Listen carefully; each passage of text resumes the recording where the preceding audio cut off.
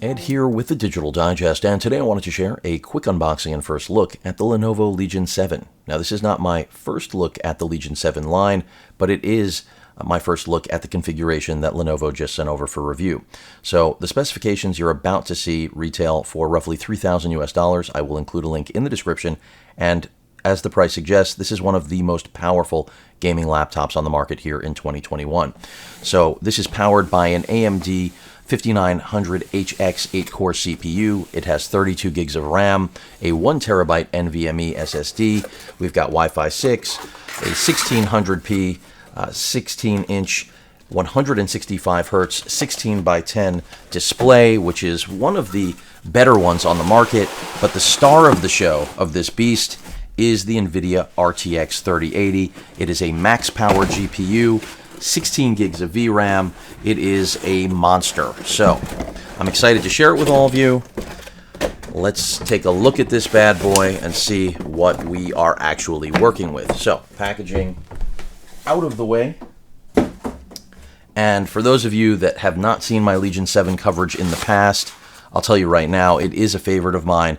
It doesn't have optimal I/O for me personally, but that doesn't mean it isn't one of the best gaming laptops on the market. And when I say for me, it's missing small things like a card reader, which really isn't a make or break situation for me personally even, because the Legion 7, when it comes to overall styling and performance, is just a monster. And it is easily one of my favorites, in spite of the fact that it doesn't have a card reader. And that really is my only critique of this machine, which is easily rectified by just connecting a card reader. Now, this is AMD driven. That means no Thunderbolt, but I don't see that as a real drawback, because if you're after a machine like this, there are clear advantages to going with AMD over Intel and vice versa. If you want Thunderbolt, obviously Intel is the way to go. In this case, this machine isn't going to be optimal for you. But let's just run around the actual chassis here. So privacy switch for the webcam right there, Type-C port, and then on the back, which is where the majority of the I/O is, and by the way, the I/O is not lacking, to be very clear. Ethernet, another Type-C port, 2 Type-A ports, HDMI out, another Type-A port, and your power port. And then on the left side of the machine, yet another Type-C port and a headphone microphone combo jack. So I/O is rich on this. It's just, I do wish Lenovo would add a micro SD card reader at the very least.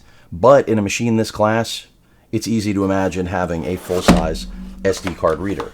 I mean, it is a behemoth, to say the least. 300-watt supply right there. No joke at all when it comes to the size of this puppy. It's not as big as HP's 330 monster, which is literally the size of a small form factor computer, but still a massive power supply that is what you're going to need if you want to drive this.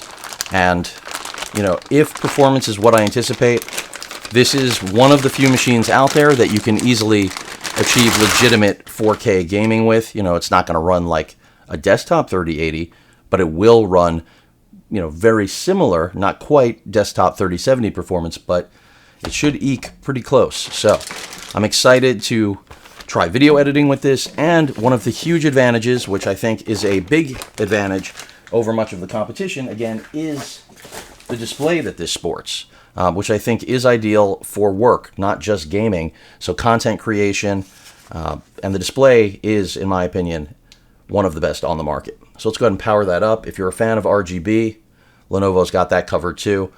Matte display, really one of the best setups in the business, in my opinion. No question about that. And this, as a review unit, was already open for anyone wondering.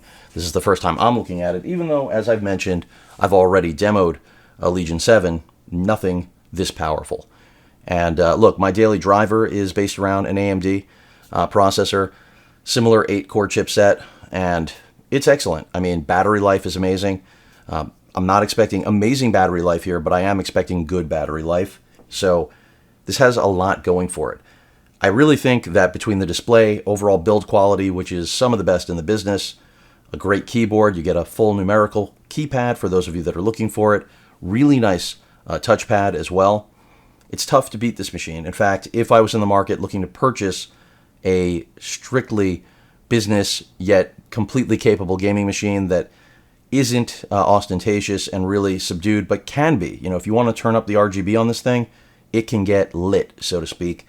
This is the machine. I mean, the Omen 17 and this guy right here are two of my favorites. It's going to be very interesting to see how this 3080 goes up against the Max Power 3070 in the Omen 17. I'm expecting a clear advantage here, but I think they're going to represent very desirable options for people that are looking for some of the most powerful machines on the market. But again, build quality on this thing is one of my favorite. It oozes and exudes quality, and that display, it's just not something you're going to get from any other manufacturer right now, which is one of the biggest selling points, in my opinion, for the Legion 7. It's really bright. That's another nice thing. If that's not coming across here in the video, it should be. It's a hallmark of the Legion 7 right now. It's not something you're going to find with really any other manufacturer on the market. Again, and the 16:10 aspect ratio is just excellent. So, a first look, I'm going to start installing things. And of course, stay tuned for the update, the full review. It's coming, hopefully before the holiday season. I will do my best. I'm playing catch up on a lot of stuff, but excited to have this in the studio.